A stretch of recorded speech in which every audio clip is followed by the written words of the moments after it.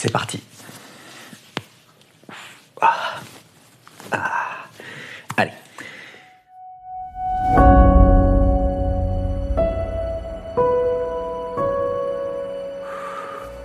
Bonne année à tout le monde. Je vous souhaite le meilleur pour cette nouvelle année. Ou comme j'aime bien le dire, que 2026 vous soit favorable. On va pas se mentir. On vit une révolution industrielle en temps réel. C'est en quelque sorte l'équivalent de l'industrie de l'électricité en 2.0. Mais ce ne sont pas des ampoules qui s'allument partout, ce sont plutôt des modèles d'IA qui tournent au cœur de vos process. En 2024 et 2025, beaucoup d'entre vous ont sauté le pas.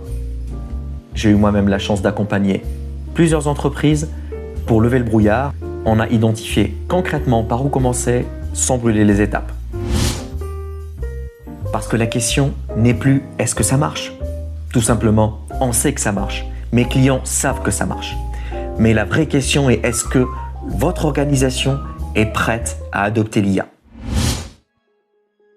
D'ailleurs, si vous vous posez la question, sachez que je propose un diagnostic flash de 30 minutes, 100% gratuit, afin d'évaluer votre maturité IA et cibler en fait vos priorités. On ne part pas de zéro, forcément, et surtout, on ne part pas à l'aveugle.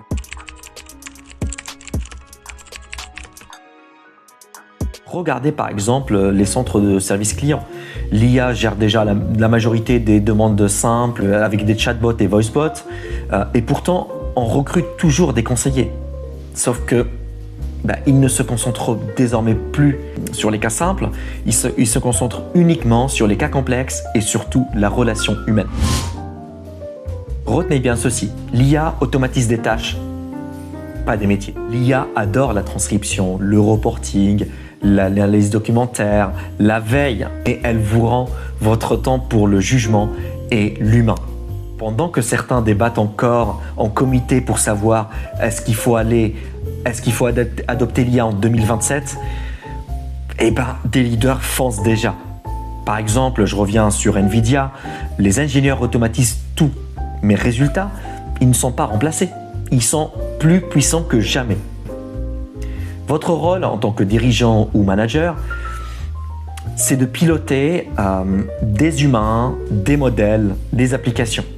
C'est là que se joue votre avantage compétitif. Ce n'est pas uniquement en adoptant un outil, c'est en transformant votre entreprise grâce à l'IA, en intégrant l'IA dans chaque partie de votre entreprise, en gardant le jugement, en gardant la créativité humaine et en transmettant à l'IA toutes les tâches à faible valeur ajoutée, chronophages, que l'IA adore faire.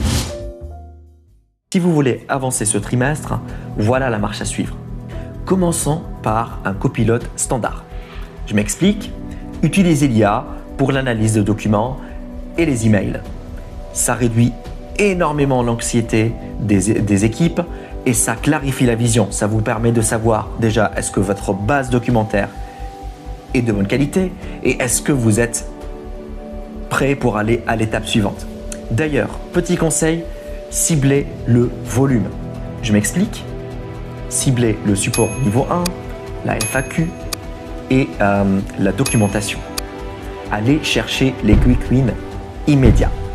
Aussi, misez sur l'open source et le sur-mesure. Ne soyez pas juste consommateur passif des produits sur étagère.